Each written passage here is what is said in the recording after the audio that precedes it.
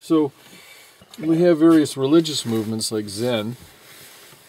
You know, what you were talking about earlier was, to me, was kind of hedging around that Zen thing. Like, if you're talking about you're not in it, right?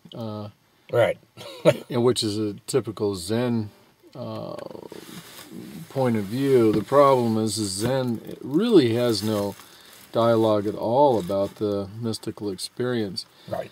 To them, the ultimate experience is the stilling of the mind, no mind. And that's it. And they don't have anything that discusses what happens beyond that.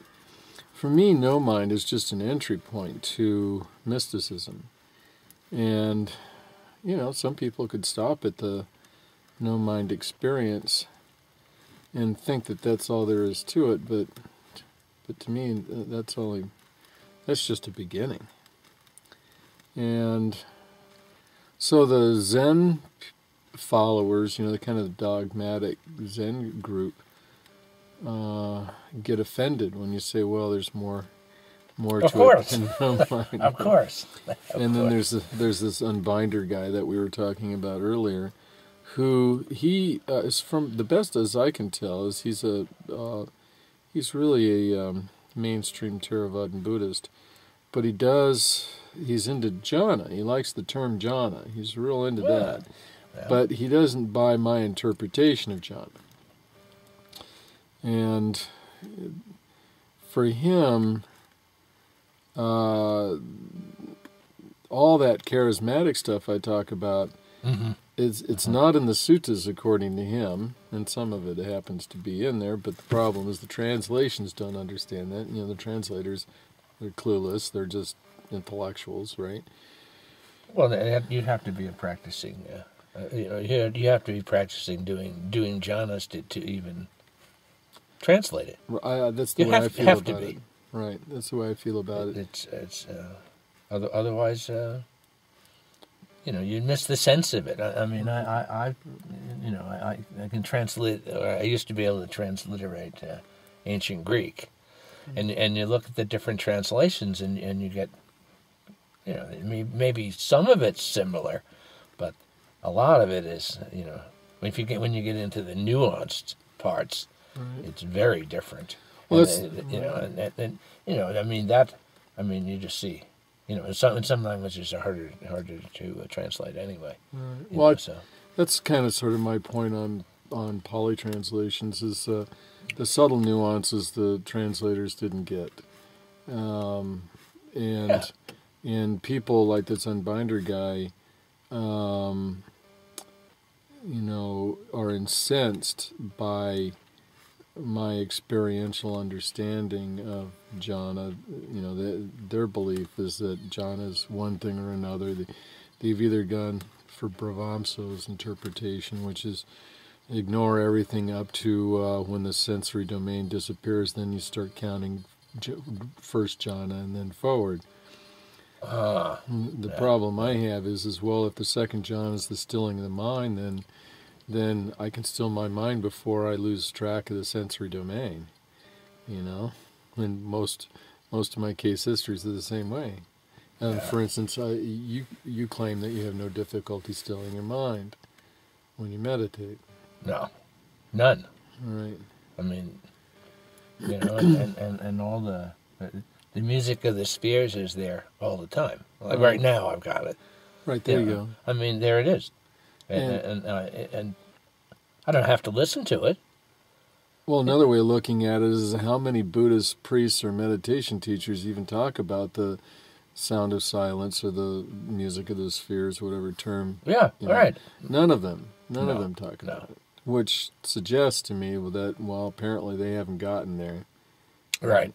And they talk a lot about stilling of the mind as though it's some big achievement, but you and I have no trouble with it. In fact, so it's not more like, well, okay, what now? Right. Right. To me, it's like, okay, I've got the still mind. Now what? Well, let's see if I can go deeper. And sure enough, there's 6 more layers of deep. Right.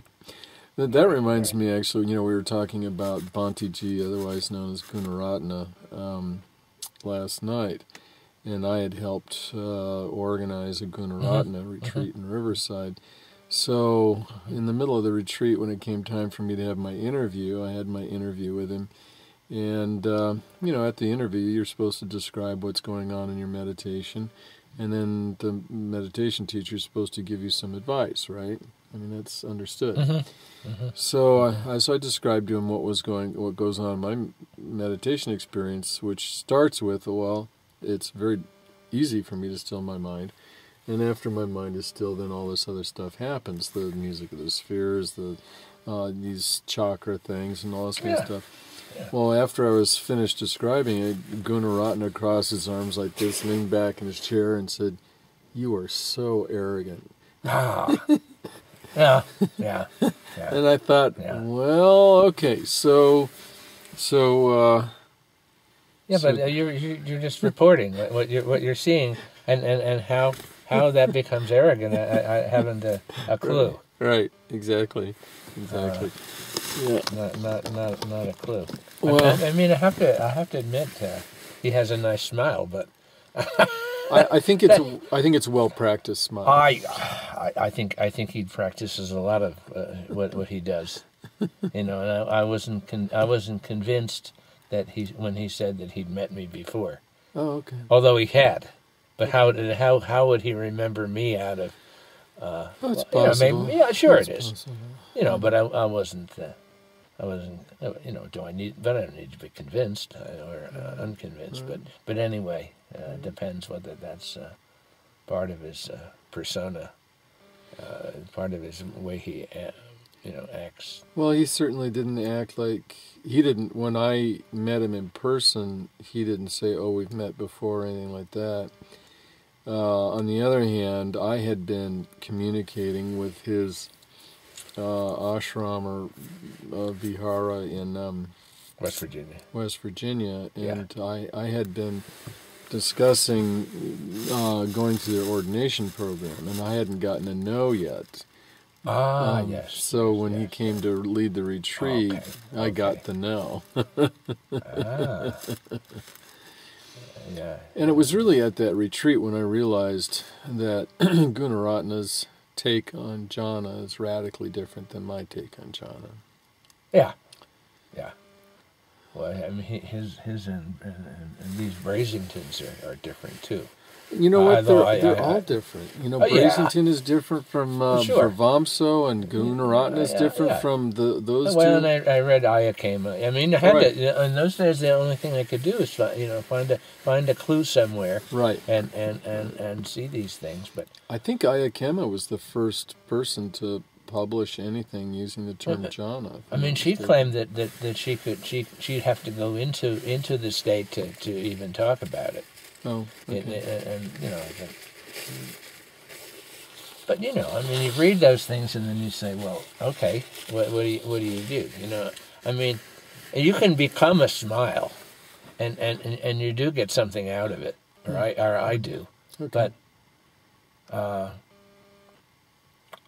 I mean, though it's too much like somebody's telling you how to do it, and as a gateway into something else. Okay. Right. But and that was their first jhana, smile. Oh, that's Brasington's. I don't even keep track of who this That's Brasington / okay. Ayakema's. Yeah. To me, the interesting thing is when you look at all the different takes on jhana, they're all radically different, right? None of them agree with each other, and we have a scale, right? From let's say Brasington Ayakema's idea of smile, that's the first jhana, right? Yeah. To Brahvamso's, the first jhana only appears when the entire sensory domain is effaced and you've entered a black void space. So we have this range, right? Yeah. And somewhere in between, everybody else falls. I'm kind of sort of, I guess I'm just short of Brahvamso in that pretty much everybody else looks at jhana as though it's a meditation technique. And for them, it's kind of a really a mental projection. Right. Which, for me, jhana is really experiential. It's something that emerges spontaneously from within when you're meditating. It's not dictated by the individual. but it starts happening way before the sensory domain has disappeared. Right. Right.